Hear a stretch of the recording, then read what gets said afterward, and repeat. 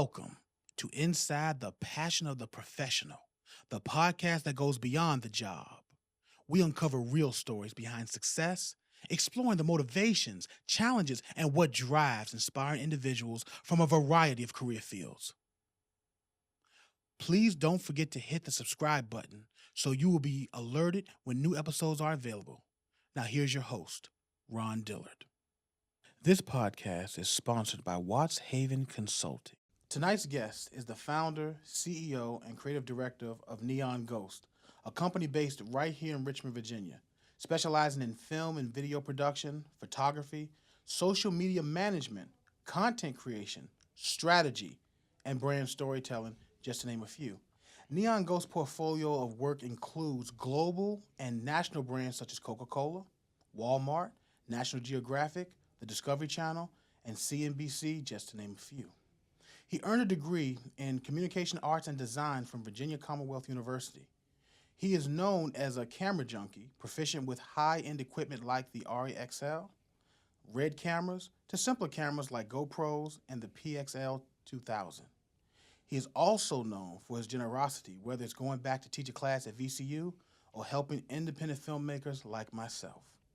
Inside the Passion of the Professional is proud to welcome Graham Copeland. Welcome. Thank you so much for joining us. Dude, thanks for having me. So, of course. You have once said, I'm an artist with skills in filmmaking, cinematography, communication, photography, design, writing, advertising, editing, color grading, motion graphics, sound, and the web. I've been making films for over 20 years and working in the professional production world for 15 years. I know how the pieces go together to make a great creative product from script to screen. What goes through your mind when you hear all that you've accomplished? Wow, that's a great question. I mean, just the journey to get here, I guess, is what I would say. It's like all the little steps and curiosities and starting out, like interest in painting and, just like a kid in art class. I was just super curious. Yeah. And then just one thing leads to another, and just generally exploring all the stuff is what pops in my mind. It's just, you got a lot of interest and seeing it all come together. Film feels like definitely one of those fields that brings it all together. Well, we're going to move around, but I do think there are importance in starting from the beginning. Okay. Where were you born? I was born right here in Richmond, Virginia. Okay. Yep. Do you have any other siblings? So I am the best child and the worst child. Okay. Which means I'm the only child. Okay. So no siblings, lots of cousins, grew up like with a big family, but no, I had some pretty boring car trips as a kid. I remember riding back of cars. It's like, are we there yet? They don't know anything about the Wi-Fi. That was just sitting back, watching trees, watching buildings, hoping you're going to stop at McDonald's. Coming up with little games, like things driving by, yes, and like moving your hand as you're driving past it. Muffet Babies, this cartoon Muffet Babies, one of the single biggest reasons that helped me use my imagination. When I thought of the fact is they're really in a crib. These adventures, they're really in the crib, but it's their imagination that's taking them and using your imagination. So that's and seeing that helped me for a lot of those car rides. Absolutely. It really drives that imagination, keeps it alive. Now, if you thought back, what did you want to be when you grew up as a kid? If you were from... Yeah, so, I mean, I started out with the cowboy thing. Okay. That's why I'm wearing this shirt today. Then it quickly turned to veterinary practices. Okay. My dog inspired me a lot. Go my little beagle. But then, okay, the real answer is when I was 14 years old, a film called Jurassic Park came out. And I was already into movies and loved them, but the animated dinosaurs that looked real, actually. Yes. Made me go, okay, I love video games. I love computers. I love all this stuff. But now this is part of a movie, and this is believable. Okay. Like, this is the first film that I've seen where I'm like, that's a real dinosaur. Now, I know personally, I write, produce, direct, and act, and I think you can do all of those too. But then when it comes to working the camera and editing, how, because to me, the camera is a language that you either speak or you don't speak. Everybody understands the process you put into it, but to make certain looks and to capture that is an art. When did you start picking up the camera and then what was your process to learn it to the point where you're saying, I can pick it up and I can set it. I know when to turn to change this to that to get you a good picture. So that actually started with my dad. My dad is an architect, and he would take me out to projects that he was working on, and he would document them. Okay. He had a little Nikon F2. I still have it. Wow. And he would say, Graham, hold the tape measure. And then it turned into Graham, hold the camera. And then it would turn to Graham, you take this picture while I do this stuff. So I was like 8 or 9 years old going on construction sites. Nice. And the thing that struck me the most is like my dad was making things. Yes. That went in front of the camera, and the camera was just part of the process. So instead of taking pictures that are like, I'm just going to shoot landscapes or I'm going to go capture real life, it kind of piqued my interest into what happens when you make something. Yes. And then you take pictures of it, and then the camera interacts with it. Okay. So that's what started. And I mean, full manual shooting film, 8 or 9 years old. And that's what really got me to understand like just the basics of shutter speed and aperture and switching lenses and like what a 35 looks like versus a 50. If you were to break it down into layman's terms, the shutter and the aperture, and then what lens to use for what, for anyone, for a layperson like myself, what would you say? Oh, I love it. You want to talk shop.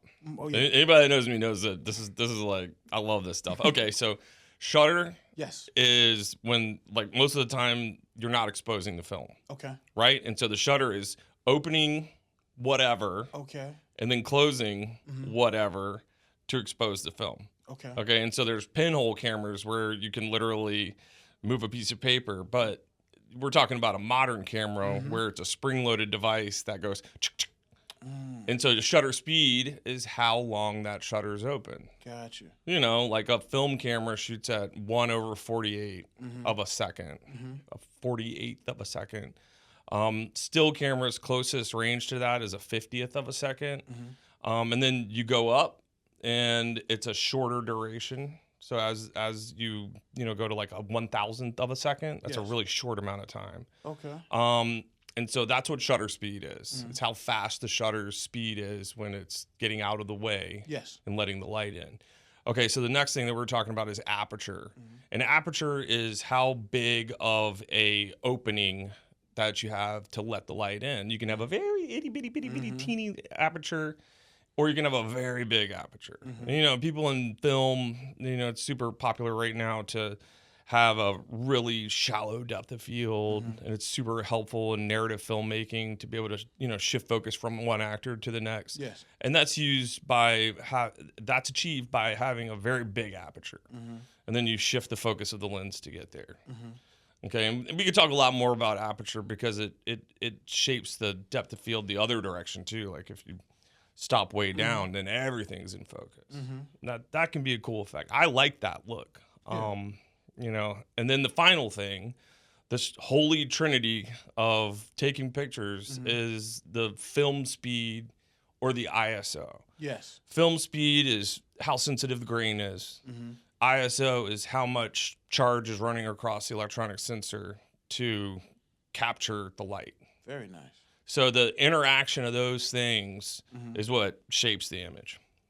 So if someone wants to, the sun is setting, they want to take a nice picture where they're getting, it's starting to turn dark a little bit. They want to get a clear picture of the dark, because it's, losing light. Yeah, absolutely. So light's going. What would be the proper setting for that? So, I mean, number one, can you increase the shutter speed? Because sometimes it's cool to open the shutter up. Yes. But that's going to introduce blur.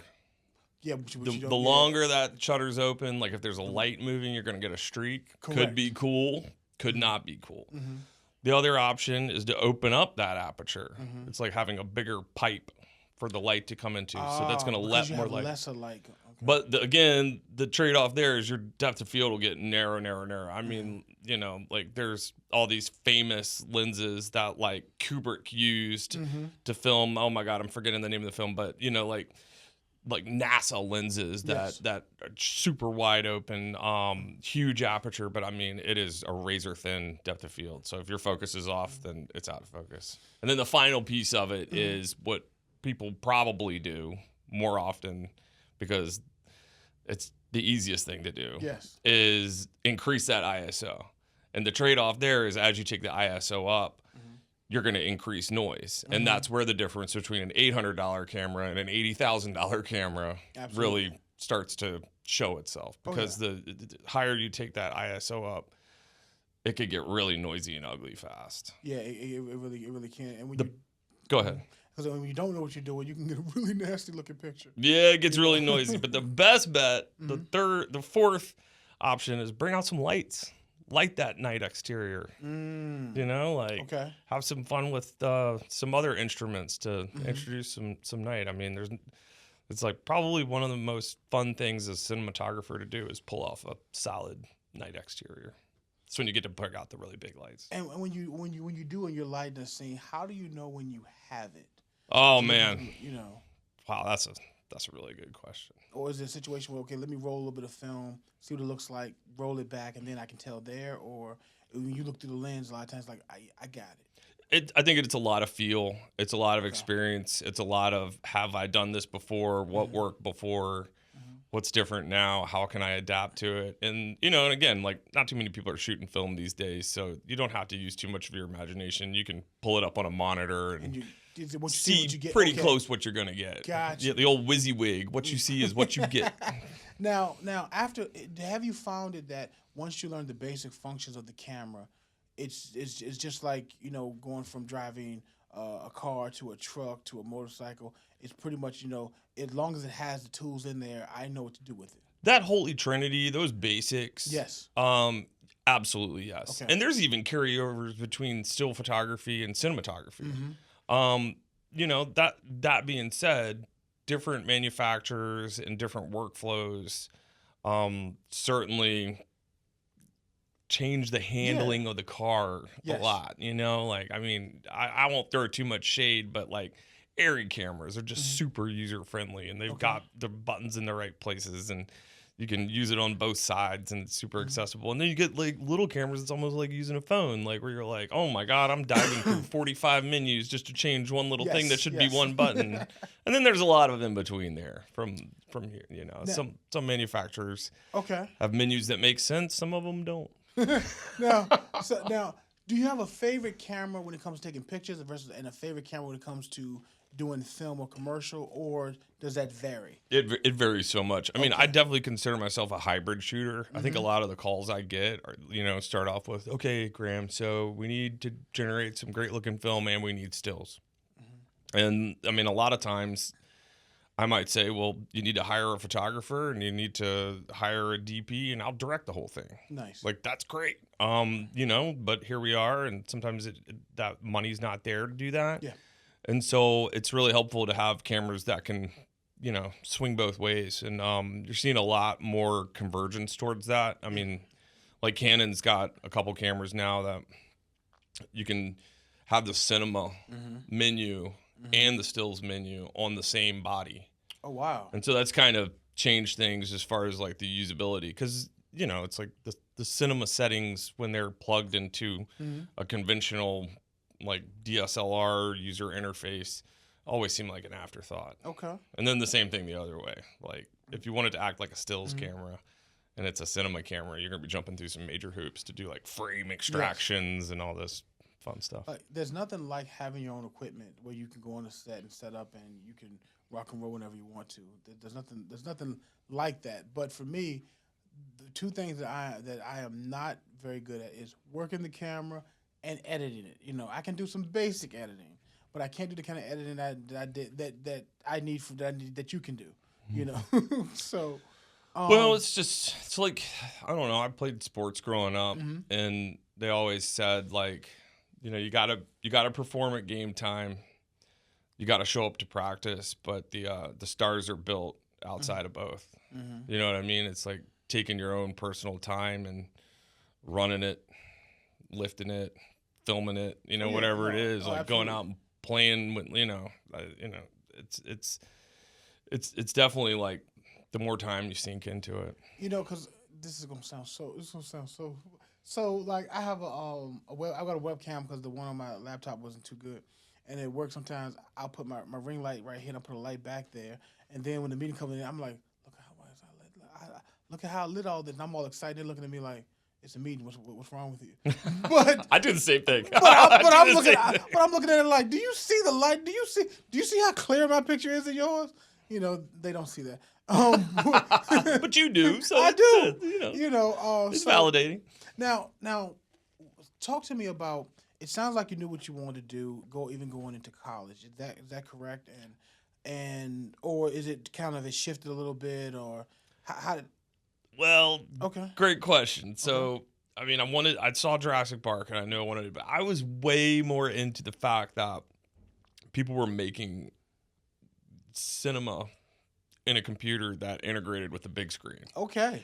So I learned 3D modeling and like I used like 3ds Max and Maya and Cinema 4D, and I did a lot of that in school. Did you, okay. So in school you pretty much figured out this is what they were doing. This is how you got it. Okay. Okay. Yeah. I didn't go like full on like I'm going to be a cinematographer until after school. Okay. Because there weren't really too many programs around here. Like they have the cinema program at VCU now. Correct. That wasn't at VCU when I went there. And then, Okay. I mean, I think cinematography is one of those things that is very hands-on. No, I definitely agree. Did you have any mentors? Like, did you have any mentors between between before you started college to now? Have you had any mentors? Tons of them. Okay. Tons of them in business, in school. I mean, some of my professors I'm still in touch with. Nice. And then I do really believe in mentorship, especially with business. Like if you're going to go into something and make money at it and then try to serve society, then the folks that have been doing it before you should listen to them. Okay. And then as far as like skills, Yes. I still really believe in like the apprenticeship kind of model where I think it's a good. Yeah, I agree. if you want to do it, go, show up, and if you got to buy them coffee, do it. And then like, hopefully you'll be an assistant and then hopefully you'll be, Definitely. one of their people they hire. And then, one day maybe they'll be like, hey, you want to partner in this new venture? I mean, I think that's a very viable pathway for people to do anything wrong. Yeah. Oh yeah. Well, coming up for me, wanted to my focus was acting.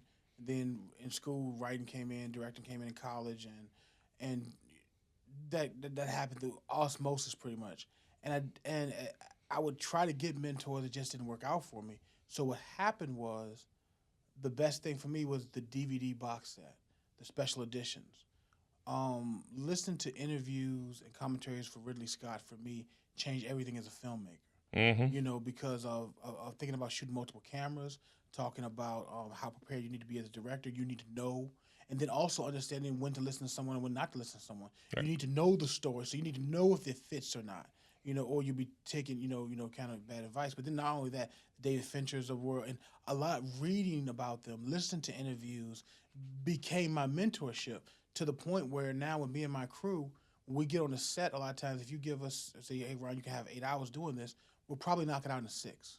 That's awesome. And because, and then also if you go to someone, but maybe you don't have a lot of money, you want to use their place. For me, what's always worked is, hey, it's February. I'm thinking about shooting this thing. I would like to shoot there in August. What do you mean August? You don't want to do this next week? No, August is fine. And I was thinking about doing it at 5 o'clock in the morning to here because you don't open up until 9 because I don't want to affect your business.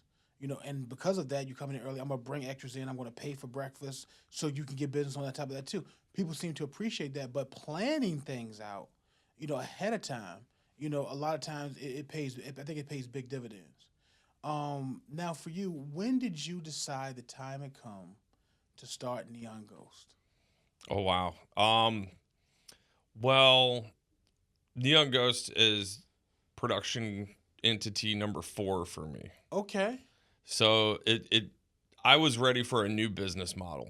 That's what drove Neon Ghost. Really? Mm-hmm. So Mm. was that because you worked for other companies doing a certain kind of way? You had a vision of doing it a little bit differently, and that Each time. Okay. Each time. From production company number 1 Yes. to production company number 2. Okay. Which was really just me being freelance super hard, to production company number 3 Mm-hmm. to Neon Ghost, which is production company number 4. And Nice. it's a different business model. Wow. That's what really drove it. I mean, you learn a lot of lessons and as you go along, and I'm still doing Neon Ghost, so something's working. Yeah. Well, that was the next thing. I was wondering, like, when you first started, how do you go from starting out your own company and then being able to work with some of the biggest brands in the world? How did you make that happen? You have to suck really bad for a long time. Okay. I mean that. I've got a lot of friends in the business who are at different points in it, and Yes. like I give people the same advice all the time. It's like, you really have to make a lot of stuff and get it out there and have it be awful or have it be okay or have it be a really great lesson, and go through all those motions. And like, when you're at the point when you can look back and you can see stuff that you used to think was really good, and you're like, man, that's actually just okay. That's when you know you're going in the right direction. I do know what you mean by that. Yep. Because like, as much as I like the last film that we did, I think that this film is we're going to take it up to another level because we're using a different camera, same lenses, which are quality lenses, but I think we're going to get a better cinema effect. Yeah. At least some.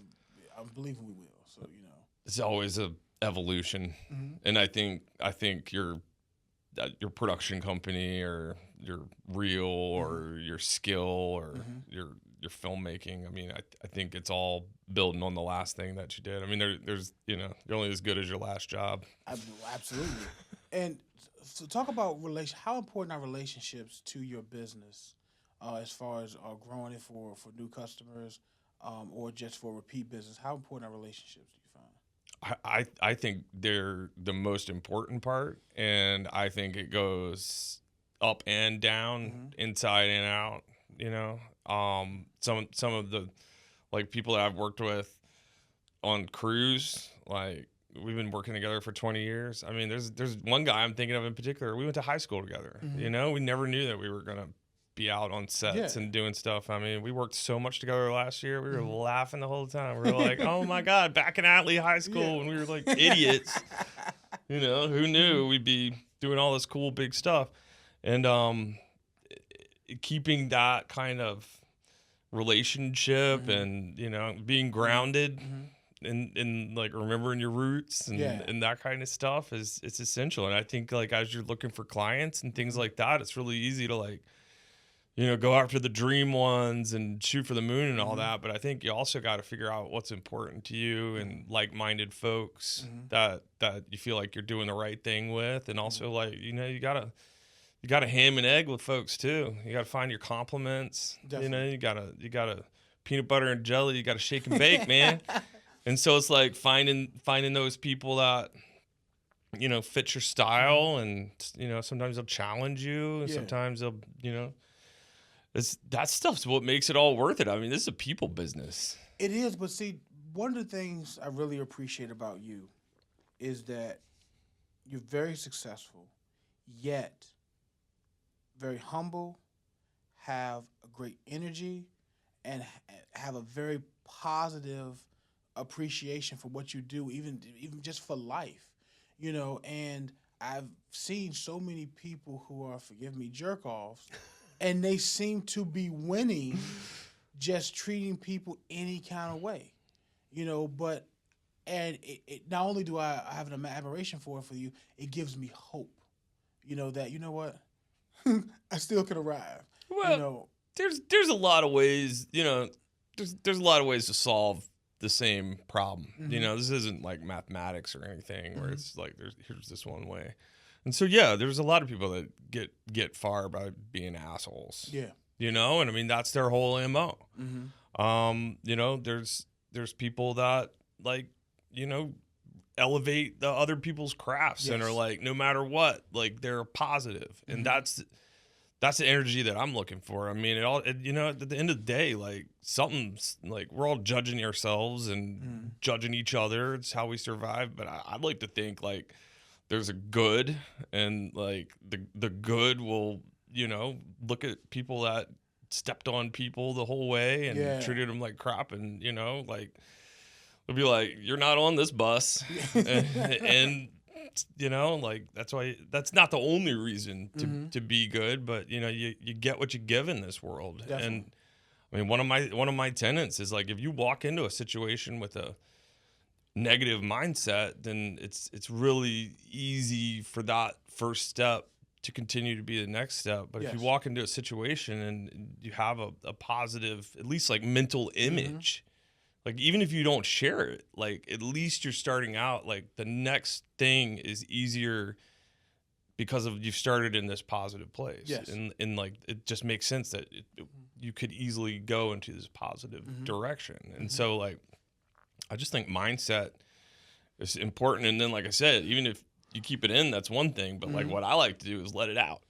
I think that there is a power to letting it out, especially being able to sit here and what I call confess it, deal with it, and then it's like good or bad. It's like, all right, I'm not running from it. Here it is, and now like I can move on from here. Absolutely. So, like you were talking about mentorship. Like one of my first really big mentors in my life, like after going to university, he always said this to me, and it was like, hey man, there's always going to be good news and bad news. The bad news is the only news you got to watch out for.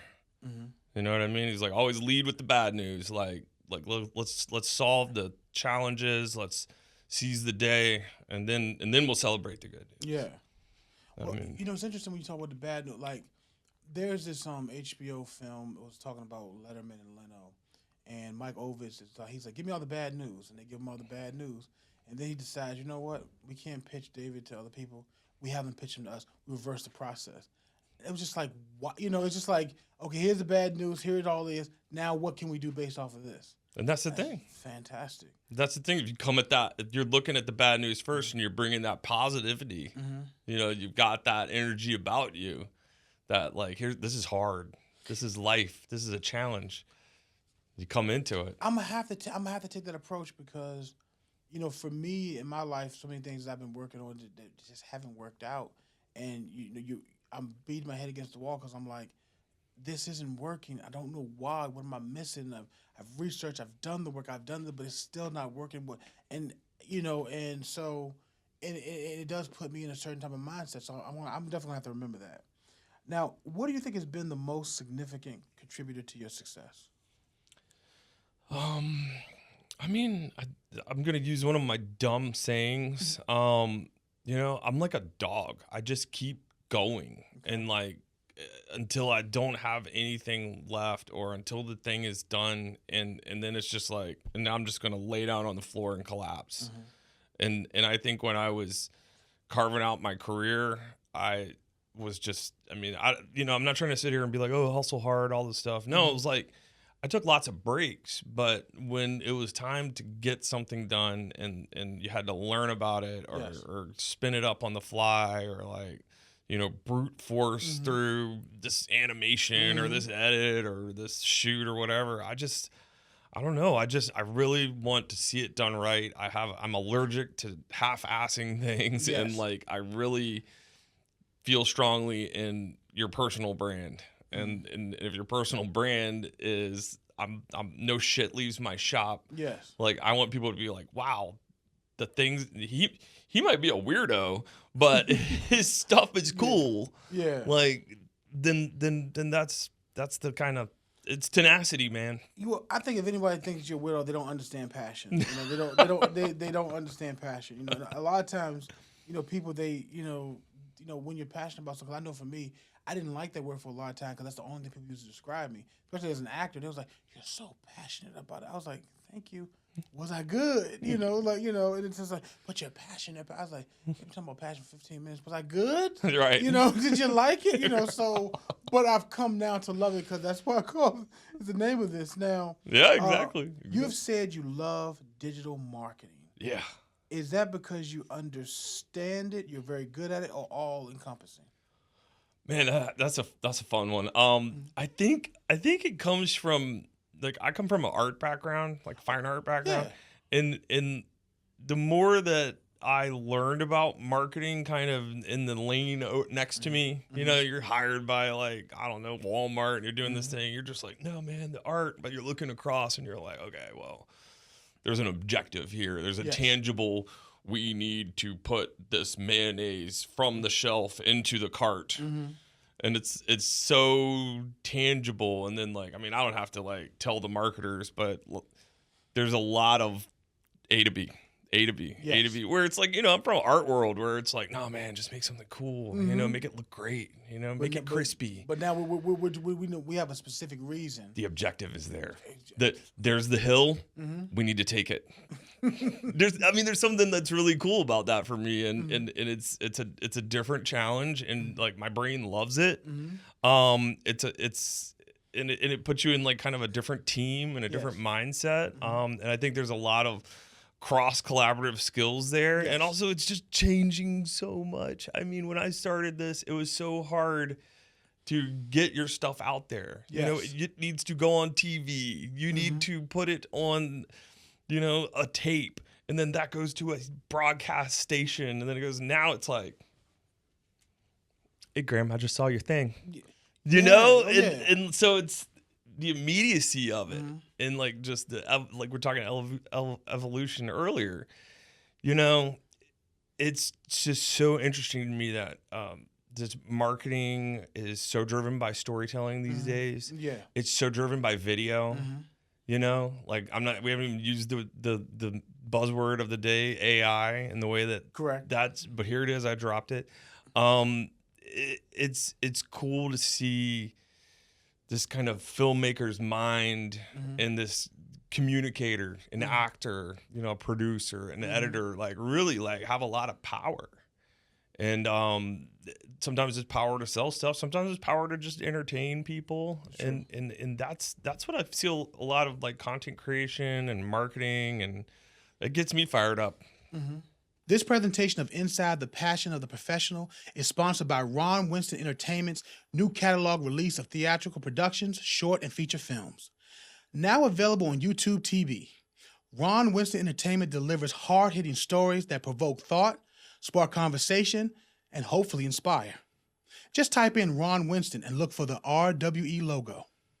The plays and films are available to you for your viewing pleasure absolutely free. Please don't forget to hit the subscribe button. Please note, When We Pray on Them is available exclusively on Tubi. That's all right. So, take me back. How does it feel to wake up every day and do exactly what you want to do? I wouldn't say I do that. Okay. I mean, I think I try to do what I want to do, but but back to the objectives thing. Yes. Like right there, there's a team at play. I've got people that, I'm trying to make happy and grow and, collaborate with and things like that. So, no, I mean, honestly, it's the discipline part. I mean, how does it feel to wake up and do what I like to do? It feels awesome.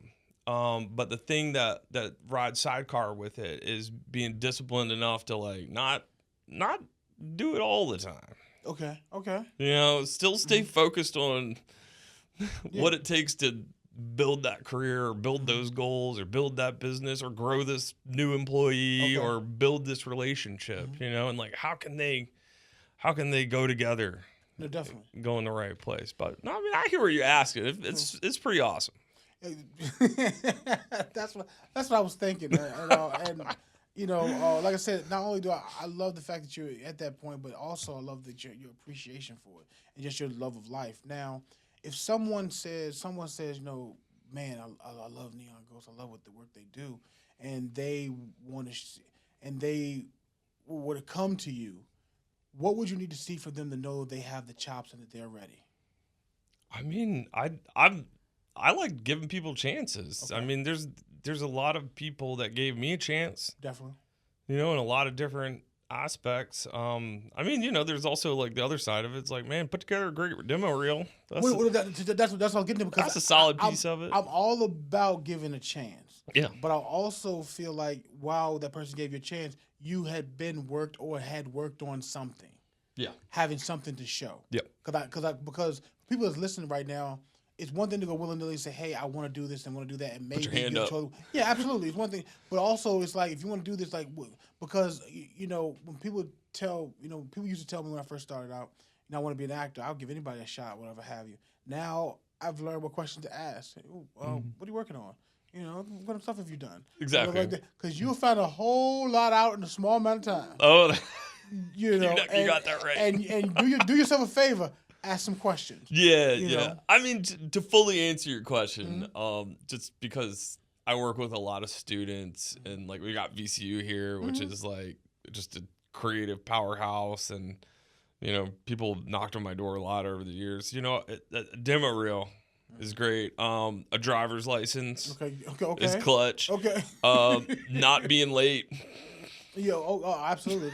I mean, we say, absolutely, Yeah. but like, you don't know what your chance is.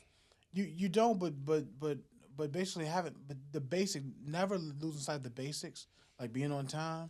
That's what I'm saying. It's always gonna work in your favor. I mean, like, I don't know if you're into this and you're into the movie industry and you've never heard if you're early, you're on time, and if you're late, you're fired. There you go. So but that's also, but a lot of those values and things, I think that even though people can be casual, could be all that, there's a certain thing about respect for the time. Absolutely. And respect for the job. That's sometimes I think that's more important than the talent. It's crazy to say, but the hard work, the tenacity. Having somebody you can depend on that is going to show up and they're going to give you your all, there's something to that. Can I tell you a story? Please do. I'll change the names to protect the innocent, but Okay. I had this certain individual who came out of VCU, like, Graham, can I come and work for you? I'm like, yeah, man, I got this thing where we've got like 100 extras, and I just need help wrangling these people. And he's like, what does that mean? I'm like, have you ever had a cat? And he's like, what are you talking about? I'm like, have you ever had a cat? And he's like, yeah, we had a cat. Have you ever tried to get the cat to do something you want it to do? He's like, you can't do that. I'm like, that's what having 100 people is like. You got a herd of cats. Oh, yeah. And you're trying to get them where you want to go. He's like, oh, okay. And I was like, well, and I need them all to do stuff like in sync and stuff like that. So I was like, hey, man, do you know anybody else? Like, we're going to need like probably 30 handlers to like contain these people on this field and everything. I'll cut to the punchline. He showed up with his mom. Oh, no. No. Oh, yes. Because he was willing to do whatever it took. And he was like, my mom can do this. And he put his ego aside, put everything aside, and said, Mom, you're in here. And she showed up on the shoot. She had a blast. She was like, I'm on a movie set. Like, this is so cool. And so it's like, but you got the right person for the job. And it's just the right attitude. Like, you think I care if it's your mom, your uncle, your brother, or anything? No. Like, let's just get the job done. Do the job. Let's get the job done, baby. I like that. I like it because a lot of people would have just shy. Correct. They would have been shy, or they would have been like, I can't do this. I'm not bringing my mom out here. She's going to embarrass me. You know what? It'd probably be good if your mom embarrassed you. Yeah, That's entertaining. But if your mom can know how to get a job done, there's nothing wrong with that either. That's right. Now, outside of being late, what are your other professional pet peeves? I'll put it on the other side, like the client side. Ooh, Okay. This is a good one. Okay. Scope creep. It's like if you want to see me have a day, it's when scope creeps. And like, so what is scope creeps? Yeah. Scope creep isn't just like some weirdo with a gun and a scope looking through it, although I do kind of draw that parallel. Scope creep is when you plan out a job and you figure out all the details and you got like the who, when, what, where, how much, all the stuff. And then as you start going, it's like, hey, can we do this one more thing too? And you're like, okay. Mm-hmm. And then it's like, oh, one more thing. I got this other thing. And you're like, and you give me that. And then you go give that look. And you're like, it's called pushing boundaries. I agree. So, like, for example, like I'm shooting my next film end of this month, right? And all the cast had the script, even though this is not industry standard. They had the script probably May of last year. So we started rehearsals January. Any ideas? I need them by January 31st. Because here's the thing, inspiration can happen on the set. And I am always open to that. But if you get someone who sits and says, you know what, I was thinking we should do X, Y, Z, all that, unless it is a grand idea, we don't have time for that. No. You know, but I love the collaboration process of it though. But at the same time, it's all, or if someone is just, I don't know if they're trying to justify a job or just want, you know, just say I had that idea. You know, so I understand what you're saying. Oh yeah. Oh yeah. Well, I mean, you just reminded me of something I probably had to say 100 times, especially. It's like there's a time and a place for everything, right? Yeah. Oh yeah. And when you're in the thick of a shoot, and time's money and all that. Yes. Like I bet everybody in the room's got an idea how we could do this different. Oh yeah. But this is the way that we plan, so like let's stick with it. And then like you always have like, I don't know, this like PA. If you don't know what a PA is, it's like a production assistant. It's like what you start out as. Like that dude's mom showed up, she was instantly a PA. And the PA is like, I think we should put the camera over there. And you're just like, yeah, it's like okay, okay. It's not time for yeah.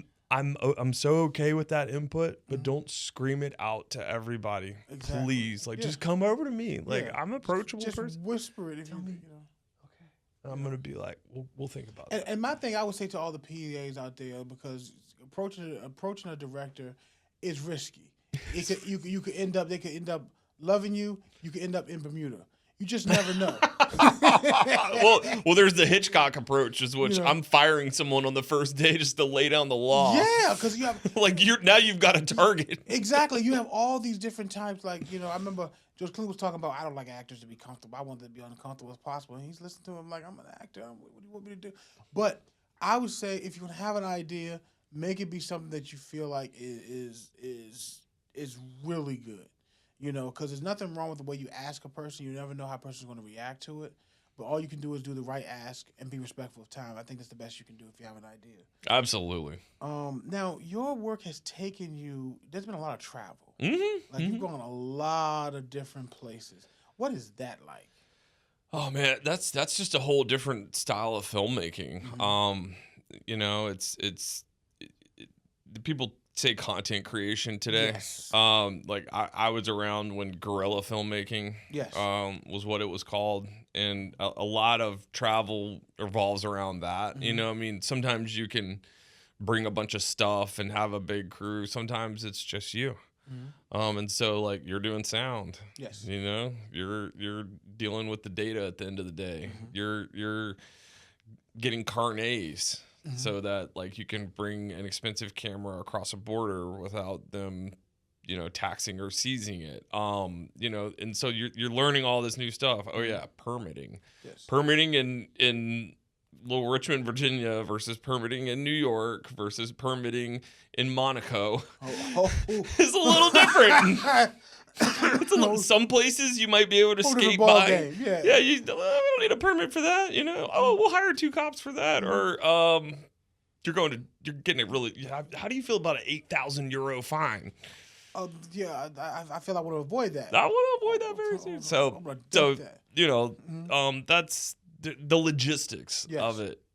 To answer your question, is the part that will blow your mind sometimes. But it's fun, Like the main reason I traveled was I was working for cruise lines and hospitality.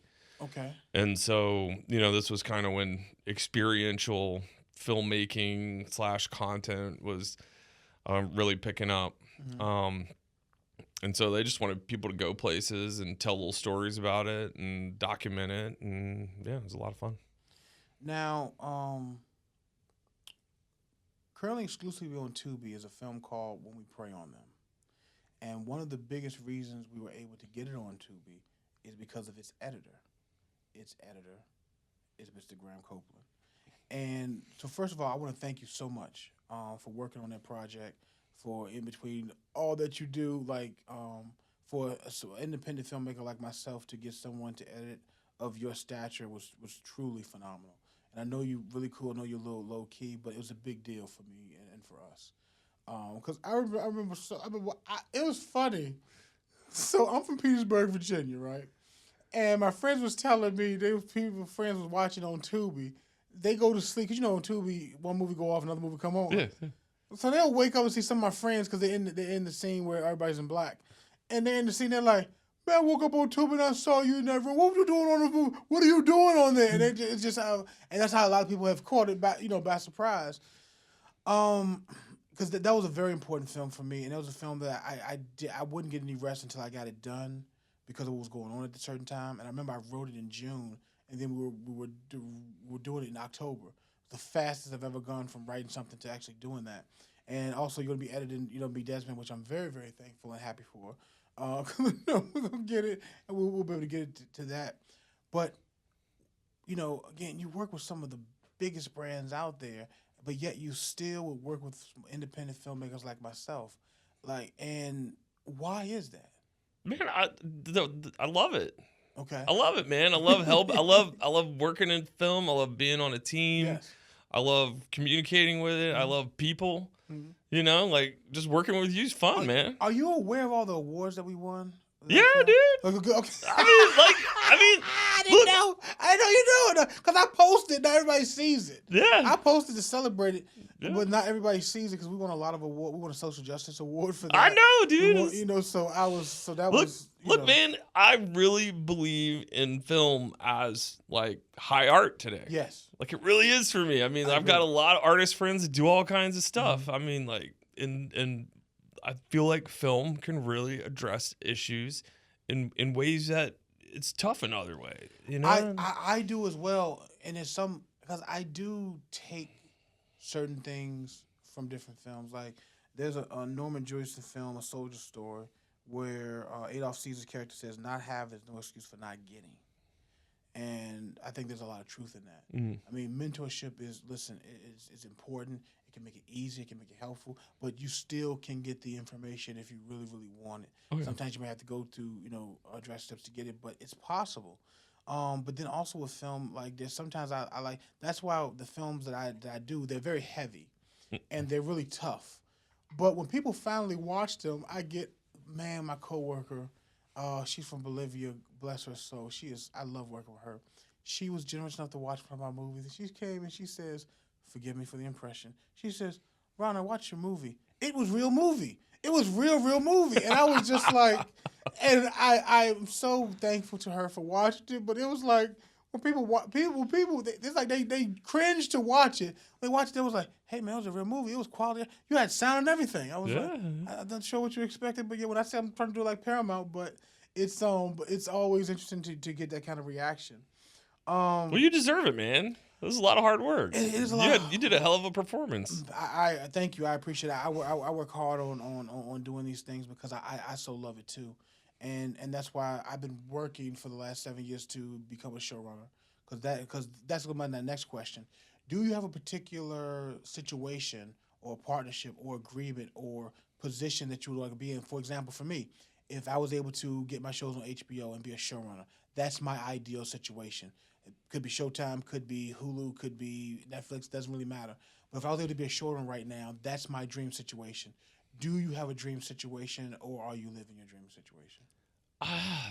That's a really good. I think I'm an open book, man. Mm-hmm. And I do believe this is gonna sound super weird in jazz. Mm-hmm. You're like, what? You can plan the music. Yes. Really well, mm-hmm. but when it comes time to playing it, you gotta improvise a little bit, and then you have to be capable to improvise. Yeah, and that's something I like about a lot of different music I'm into. Jazz kind of laid the foundation for mm-hmm. it, but and that stuff has progressed in the music world. But I believe that with your life too. Mm-hmm. You gotta have a plan. You gotta have a North Star you're chasing. You gotta do that stuff, but if you expect it to be a straight line, you're gonna be for a rude awakening. Okay. And so why am I bringing that up? It's like, do I have like certain ideals that I chase in an ideal situation? Let's talk about me and you. You know, you came to me with a project. Yes. You told me what it was, and then you were like, Graham, just do your thing. You know? And it's like, so that probably is the number one thing is creative trust. And like trust in the art, trust in what you're doing. And then I like slow burn, man. I'm not trying to like hit it and quit it. You know, like we were talking about assholes earlier. Guess what they're trying to do? Yeah. And so I like to feel people out. I like to get to know them. I like to have a relationship. I like to, you know, either increase the pleasure or increase the pain over time. You know what I mean? And it's like some people you get into it. Like I've got business partners that really like, you know, my daughter would be like, y'all mad at each other? It's like, no, we're working hard. Like we're in the, like, I wouldn't say we're cutthroat, but we're taking this seriously. No, and like you push each other. Yeah. You know, and then like on the other side is like you're making art. Like I work with artists and things. Like that's when it's like we got art on art. I say it all the time. Yeah. Like I just shot this thing with this amazing glass artist. Okay. And like this is like way outside of like what I do. But they, you know, they wanted you know, amazing stills for marketing purposes. And I'm like, hey man, while we're here, why don't we like shoot some film, you know? Like, and he's like, that's cool. And I kept telling people, I'm like, man, this is art on art. You know, I'm doing my thing. He's doing his thing. Look how cool this stuff is. I mean, like, dude, it's got some of the reels that he posted, like 1.5 million views. Like, you're just like. So for someone who is looking to further their company, they have mastered most of their skills. They're good. They do good work, but they're not getting the customers in on a consistent basis. What would you say to them to do to increase their business or to go better? I think that's didn't you go back to, I think, storytelling? I think like what we were saying before about storytelling has kind of invaded everything. Yes. It's invaded marketing too. And that, for me, that's a marketing problem. And so what you got to do is you got to address who your customer is, like clearly, like not like I want to work for people with money. Wait a second. Which I hear that, you know, it's like, I just, wow. Okay. you know, I just, okay. and it's like, no, you gotta figure out like who you want to work with. Like, what's the target? Okay. And then now ask yourself the question, what's their biggest problem? Okay. Where are they suffering in silence? Like, what is the pain that's eating them up that they don't even know how to talk about it? And then how can you guide them through it? How can you get into a conversation with them where you can say, hey, I feel like this is something that you're struggling with, and this is my idea on how to get you through it. Yes. And then, you know, hopefully they say yes. Maybe they are like, I got to think about that. Come back 6 months later. I mean, I've had things pan out 5 years later. Okay. You know what I mean? You can't rush other people. You can show them the door. Correct. You can't push them through it. And that's, you know, back to like patience, discipline, zen, breathe in, breathe out, all that good stuff. Like go take a yoga class, whatever you got to do. But that's the middle. That's the long middle part. Yes. That's when Luke is in the swamp and Yoda's beating the shit out of him. And he's like, why? You know? And like you got to go through that. And then certainly at the end you got to resolve it. You know? Like you do the thing for them and you say, hey, do you know anybody else that's going through the same thing? Do you know anybody else that needs an editor? Yes. Do you know anybody else that needs, you know, like roofing done? I don't know what it is, but what did I just walk you through there? A good story. That's all it is. And so identifying how to help people with their story and realizing where you are in the story. I think a lot of people see themselves as the hero in the story. But most of the time in business, you're not the hero, you're the guide. Back to the Star Wars thing, you are not Luke Skywalker. You are Obi-Wan. Like you had a whole existence before this. That's when you learned to be a badass and you got your skills all dialed in. But now you've got to get this kid whose parents got killed. Serve this kid. Served. Oh, And definitely. again, man, I just see it so much in storytelling and how Yeah. it's bleeding over into everything. And I think that's like parlays right into business, like what you were saying. So, ladies and gentlemen, I think we've learned that if you're going to come to Graham, come with your A game. A what? Come with your A game. Okay, this is the Al Pacino moment from Heat. I love this part. Give me all you got. Give me all you got. I mean. Yep. I'm sorry. I love that part. Anytime I get a chance to do that, I will take it. That's a sick movie, by the way. It is. I didn't realize that he was like that in his preparation. Vincent Hanna did cocaine on the side. So when he is saying "Give me all you got," that's a cocaine reaction. Wow. Because it was such a funny. Because the talent of acting is in the choices. Yeah. And I couldn't figure out why he did it. But I thanked him because it was great. He just, give me all you got. Give me all you got. He telling them, like, don't hold out on me. I need it. So, but I'm sorry. I love it. I love that part. It's just wild.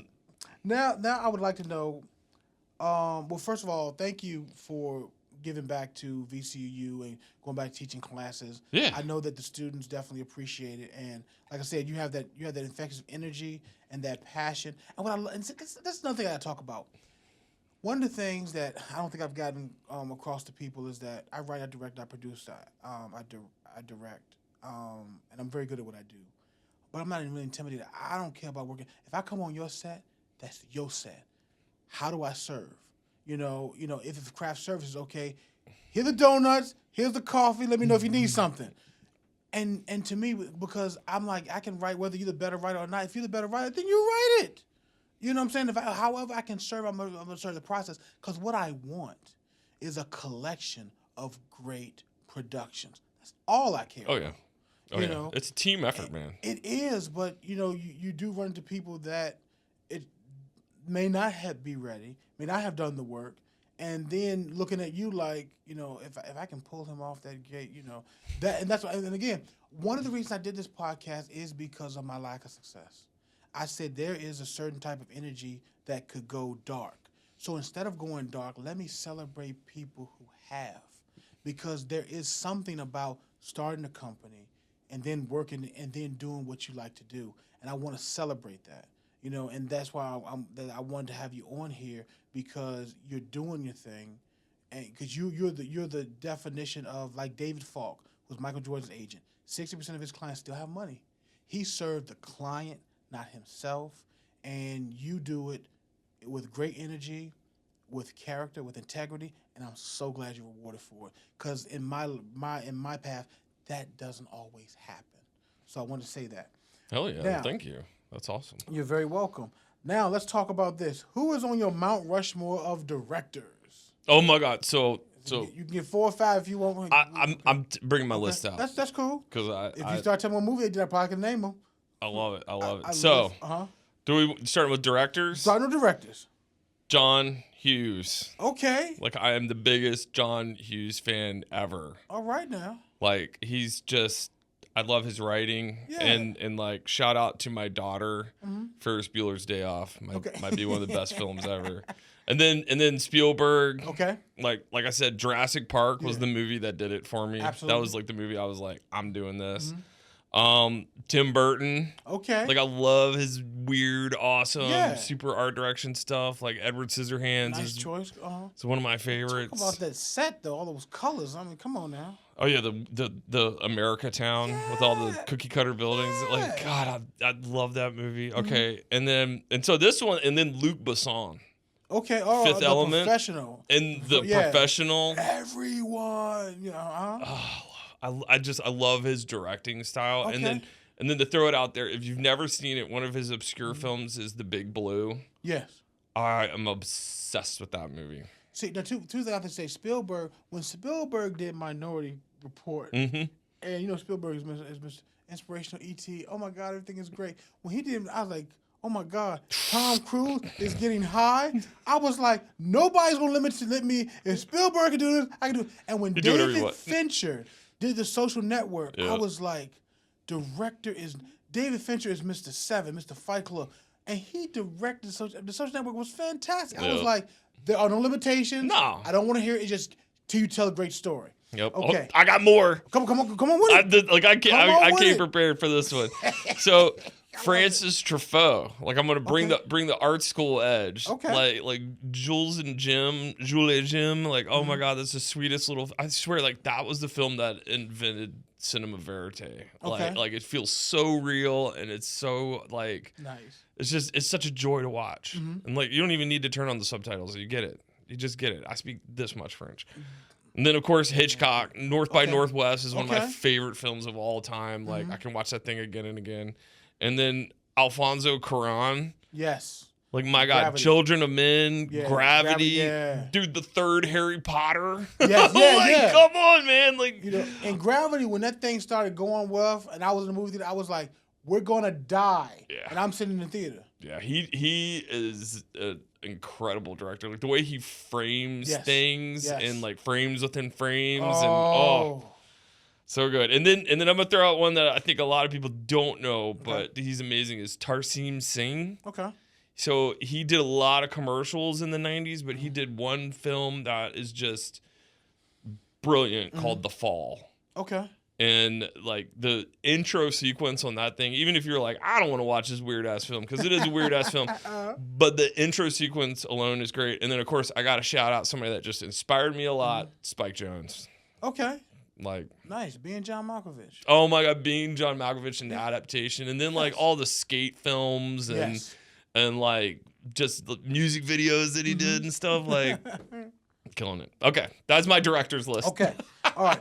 Who is on your Mount Rushmore for director of photography? Okay, that's a great one too. So number one is Bob Richardson. Okay, like there's something about a banging backlight and just like lighting things hot from the back. Like if you've ever seen anything I've shot, or worked with me on set, I've probably been told about 1,000 times in my career, I think the backlight's a little hot, and I'm like, okay. I'll back it off. But that is like the Bob Richardson, like Shutter Island. Yeah. Like all these like backlit Lecos and Xenons coming through. Like, I love his work. Like, and then on the other side is Vilmos Zsigmond. Like all the stuff he did, like Close Encounters and like other stuff. Like he just uses color in such a creative way to drive a story, and you know, God rest his soul, but he was super inspiring to me along the way. Kaminsky, like he just takes all these risks. Yes, he like Catch Me If You Can, another Spielberg film, is one of my favorite films of all time, and he kind of played it safe in that, but you know, devil's in the details. If you pay attention to the cinematography in that thing, phenomenal. And then if you look at some of his other stuff, like he kind of messes some things up, but whatever, you know, that's this part of Gordon Willis. From the 70s, he shot a little film called Manhattan, and like just the camera work, just like handheld, in and out of focus, very real, on the streets of New York kind of thing. This is one of my favorite films of all time. And then Doug Slocum, who did like all the Indiana Jones stuff. Which nice. For me, that's peak 70s filmmaking. Like that's peak celluloid. And then of course, I don't know, I like those movies too. Yeah, they're super fun. They're really good movies. They lasted the time. And then one last guy that probably I think might be missed by folks, but if you're in the commercial world, like the ad world, Daniel Pearl. He shot so many amazing commercials, and he's the look of his film is pretty unmatched stylistically, and he's just all about blacks and like just the luminosity, like the way that he controls like shadow and light is he's a master. Very nice. Yeah. Now, who's on your Mount Rushmore of producers? Okay, so I'm surprise. I'm a big producer-director guy. Okay. Like, I love it. I mean, I produce and direct. There you go. Tarantino. Okay, all right. Like, Reservoir Dogs is just one of those films that it's like, where do you come up with that, man? Like, what is Steve?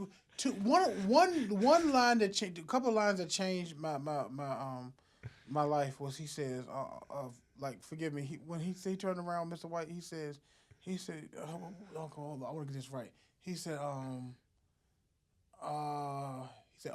you want to fuck with me? I'll show you who you fucking with. And it's like I was like, great line, because you just kicked him around, and now he's like, I've had enough. Yep. It's oh yeah. God. I mean, so yeah, Tarantino, hands down. And also, like, I mean, I'm a nerdy guy, like a geeky person at heart.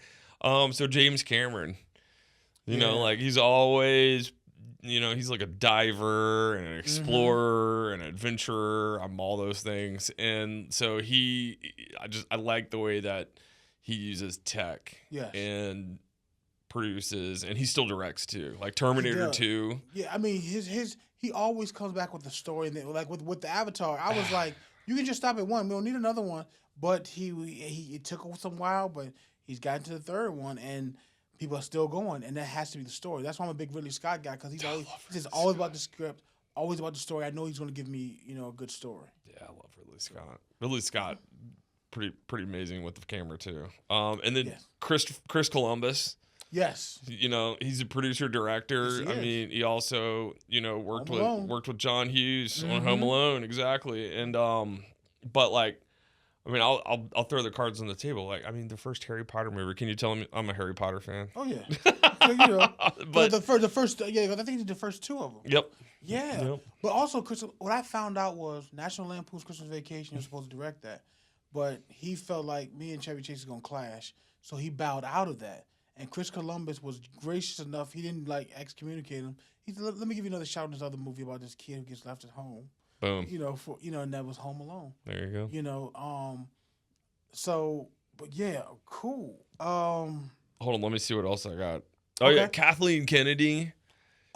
She's Spielberg's producer for Amblin. So I was wondering for years, how did Spielberg produce more films than he directed? And then I thought, I thought about Kathleen Kennedy and her husband Frank Marshall.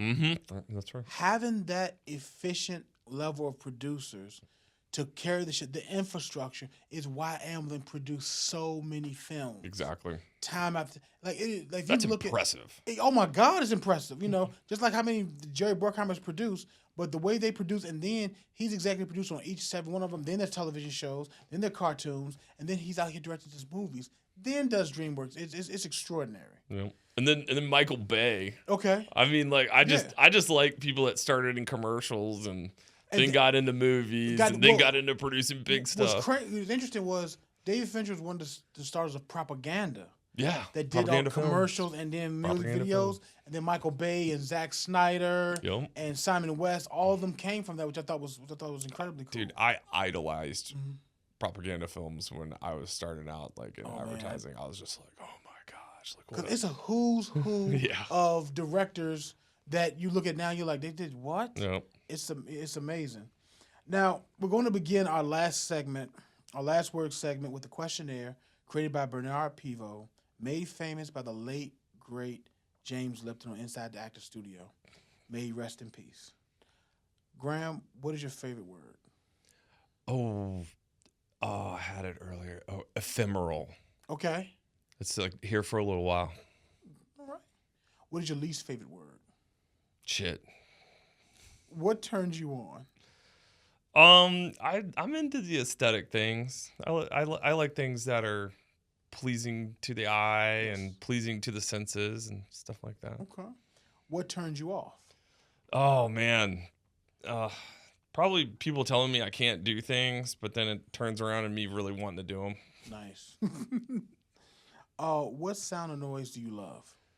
Oh man, I mean I love all kinds of music. I mean, but probably my favorite thing is please. Okay. When people say please. What sound or noise do you hate? Oh my God, weed eaters, lawnmowers, all that stuff. Oh gosh. Well, let's see if let's see if it holds up. What is your favorite curse word? Fuck. Okay. Fuck's sake, yes. What profession other than yours would you like to attempt? I mean, I've always been really interested in optics. Okay. There's a lot of cool stuff happening in that space. Mm-hmm. So, what profession other than yours would you not like to attempt? Oh man, there's an endless list there. I've got a lot of respect for people that find their passion in places that are not my passion. You know what I mean? No, I do. Like, I do. you know, Like for me, it's the different. guy who drives the truck, with all the cars on it. That's terrifying. Mm-hmm. Yeah, Better yeah. believe No, I it. mean, there, different strokes for different folks, man. So Yeah. it's like, there's probably a bajillion things I don't want to do. Okay. Now, finally, if heaven exists, what would you like to hear God say to you when you arrive at the pearly gates? That was interesting. Nice. Very interesting. So now, Mr. Copeland, I give you the final words of the show. You have that camera, and you have 30 seconds to tell the audience whatever you want. The floor is yours. Okay, I'm going to tell you a little story that I tell a lot of people. There was two guys on set. One was doing sound, one was doing camera, and they were recording long interviews. And if you've ever been on a day of interviews, it gets long and kind of can get boring if you're not the one doing the interviewing or getting interviewed. So if you're behind the camera, you might start to get a little drowsy. The camera guy saw that the sound guy was starting to fall asleep. And he was like, throwing stuff at him. They're a little bit across the room. Can't get his attention, so he goes over and it's like, dude, you're falling asleep. And the sound guy kind of comes up and wakes up. And his eyes get huge as saucers. And he looks and he's pointing. And the camera guy turns around and looks back. And the camera's leaned back, pointing at the ceiling, recording the ceiling. and they're like, oh, shit. And the lesson is a great lesson in life, which is check yourself before you check anybody else. That's what I got. That is a very, very important lesson. Thank you so much for listening to Inside the Passion of the Professional. If you enjoyed the conversation you just heard, we invite you to click the subscribe button to be alerted when new episodes are available. Thank you to tonight's guest. Inside the Passion of the Professional is a Ron Winston Entertainment production. Your host and executive producer is Ronald Dillard Jr. We thank you so much for listening. And until next time, take care of yourself and each other.